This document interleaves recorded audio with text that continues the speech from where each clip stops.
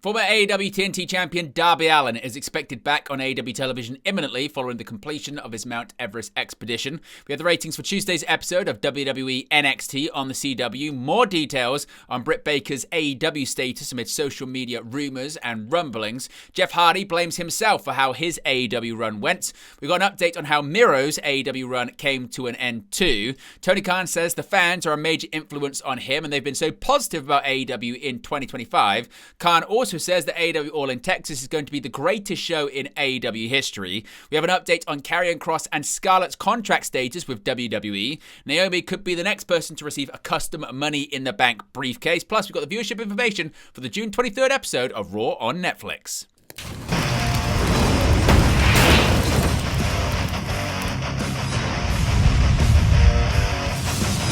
Hey guys, welcome back to Wrestling News 365. Hope everyone is doing very well. As always, there are plenty of news stories to get into in the world of professional wrestling. Let's begin with an imminent AEW return, that being the former AEW TNT and World Tag Team Champion Darby Allin.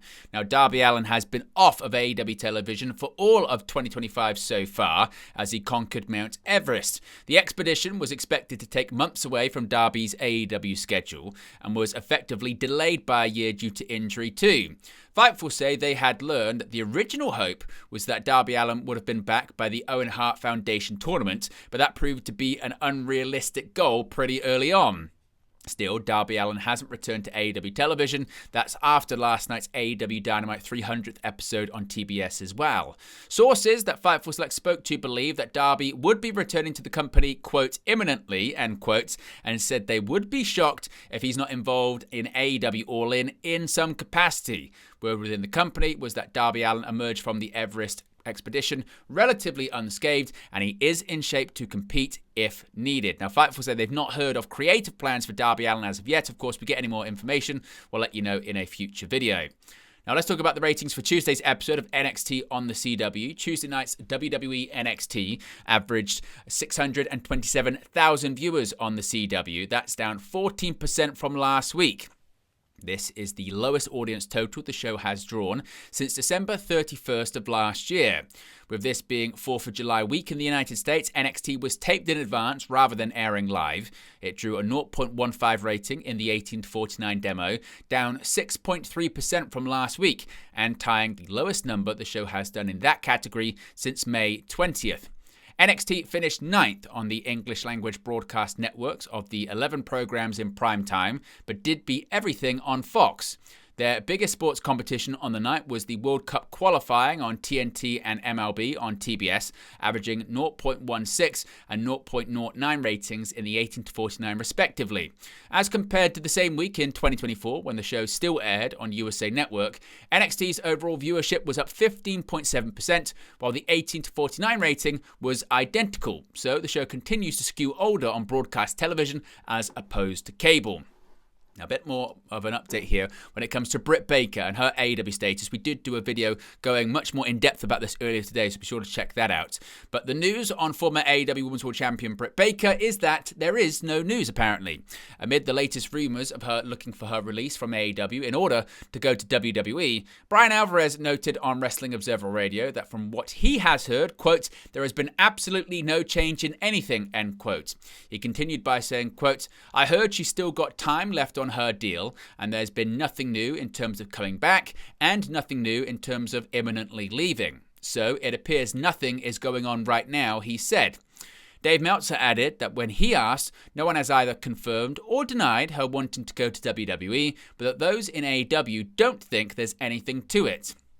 The 34-year-old returned in the summer of 2024 after nearly a year away, but has only wrestled 5 times in the last year, with her last match coming in November of 2024. It's unclear why she has been off AEW television for so long, with no explanation. While Baker herself has posted on social media during the absence, she has not provided any insight as to the reasons behind her absence either. Now let's talk about Jeff Hardy, of course, currently in TNA Wrestling, but previously a member of the AEW roster. Jeff Hardy joined his brother Matt Hardy in AEW in March of 2022, reuniting the brothers for the first time since April of 2019. The Hardy Boys were planned to win the AEW World Tag Team Championships in the summer of 2022, but Jeff was arrested for a DUI on June 14th, 2022, leading him to entering rehab and being suspended by the promotion. When Jeff returned in April of 2023, he and Matt were sporadically used on AEW television before each man departed the company in 2024. Speaking to Errol Hawani on the Errol Hawani Show, the Hardys were asked what went wrong. Quote, "My personal problems, getting in trouble with the law. I think I never got a fair chance to redeem myself. Coming back, at least that's how I felt. I totally understood why they didn't want to give me that chance. They probably can't trust me. I'm just a liability. I was telling myself all these terrible things about getting what I got and getting arrested again. There is so much guilt and shame involved in that. Naturally, I beat myself up about it. I just don't think we ever had a fair chance because of that. I blame myself all the time," said Jeff. Asked if he agreed with Jeff's assessment, Matt said, quote, "That probably factors into things, I think. He was back, and I feel like he did pretty good to prove himself. I figured there would be a little bit of a testing period with him.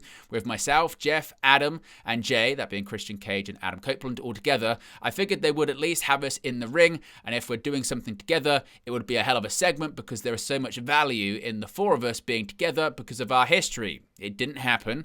Tony Khan is a great guy, paid me very well. I like him, got along with him. He has a style and a choice of wrestling that he likes to see, and I don't know if all of us are factored into it." Now, the Hardys, of course, joined TNA Wrestling in 2024, with Matt appearing in April and Jeff following him in back in June. Of course, when it comes to Hardy, looks like seemingly Jeff has put his personal issues behind him. Jeff Hardy has had a long history and battle with substances, leading to multiple arrests during his life. In June of 2022, as I mentioned, Hardy was arrested on a felony DUI charge. The arrest report stated that Hardy could not complete any portion of the field sobriety test the officer had asked him to do, and that he blew a blood alcohol level of 0.291, well above Florida's legal limit of a 0.08. Hardy served over 30 days in jail and took part in a court-mandated DUI program. He returned to wrestling in April of 2023. Speaking to Errol Hawani on the same Errol Hawani Show, Hardy was asked how long he's been sober. Quote, 3 years, 2 days, said Hardy. Of course, we congratulate Hardy on his milestone. Now, speaking of former AEW talents, let's talk about Rusev, of course, formerly known as Miro in All Elite Wrestling. On the Raw after WrestleMania 41, Rusev, also known as Miro, returned to the promotion after being absent from the company for 5 years. Shortly after being released by WWE in 2020, Rusev signed with AEW, where he successfully captured the TNT title and impressed in matches against the likes of Bryan Danielson, Darby Allin, and Orange Cassidy. However, after a strong run in 2021, Rusev wasn't utilized often in AEW as he was absent from television due to injury. But according to Dave Meltzer on Wrestling Observer Radio, the former TNT champion's creative differences with company president Tony Khan is the reason he was usually missing from the product. Quote, "Once he got down and serious, he had really good matches, and it was going well, and then he got hurt, and then he and Tony just couldn't agree on stuff and just didn't do anything. There really wasn't much to do with him because there just wasn't. He didn't want to lose before going back to WWE, so there you go." Now, Rusev's last match with AEW occurred in December of 2023 against Andrade, but he didn't wrestle for a full year with the company afterwards, despite being signed with the promotion. Meltzer reiterated that Rusev always had intentions of returning to WWE, but was strict about AEW's usage of his character before making the jump to their rival. Additionally, in the year he was absent, Rusev separated from his real-life wife and former WWE star Lana, but the couple have since gotten back together and renewed their wedding vows. Now, Tony Khan, he's commented on the fans of All Elite Wrestling. Tony Khan says he welcomes feedback from the AEW faithful. Over the near 6-year lifespan of the promotion, AEW has received a ton of praise and criticism online. Tony Khan has often responded to both sides of the feedback, sometimes implementing new strategies or booking techniques into the show. In a new interview with TMZ Sports, Khan was asked about the constant flow of feedback and how he is able to tune it out and focus at the task ahead. In response, Khan noted that fans do influence the booking in the company, saying that he believes in listening what they have to say. Quote, "They do influence it. The fans are a huge major influence on me personally and on AEW. I really believe in listening to the fans, and the fans have been so positive about AEW in 2025. It feels good when the feedback is so positive, and right now, the conversation around AEW is very positive. I think it's the most positive it's been in 4 years and maybe ever." Right now, we're having great trends. We've been able to grow the viewership quarter over quarter, multiple quarters in a row. When the fan feedback is really positive, it feels good. I want to keep that going. It feels like people really like what's happening in AEW this year. The conversation has been really good, and I like hearing what fans have to say, positive or any kind of feedback, especially if it's constructive or anything you can use to make AEW better. That's good for us. Now, Khan also opened up on AEW All In Texas, of course, AEW's biggest show of the year coming up next weekend. AEW is set to bring AEW All In to the United States for the first time with AEW All In Texas on July 12th at Globe Life Field in Arlington, Texas. AEW All In has traditionally been the biggest AEW show of the year, with past events being held at Wembley Stadium and setting records for attendance and revenue for the promotion. Speaking on The Rich Eisen Show, Tony Khan was asked about what fans can expect from AEW All In Texas. He said, quote, "It's going to be the greatest show in AEW history. I really believe. I can't wait to go to Arlington, Texas. There is such a great history around Dallas, and we're going to put our stamp on it. It's our biggest show we've ever done in America. I think it's going to be our best show ever," said Khan.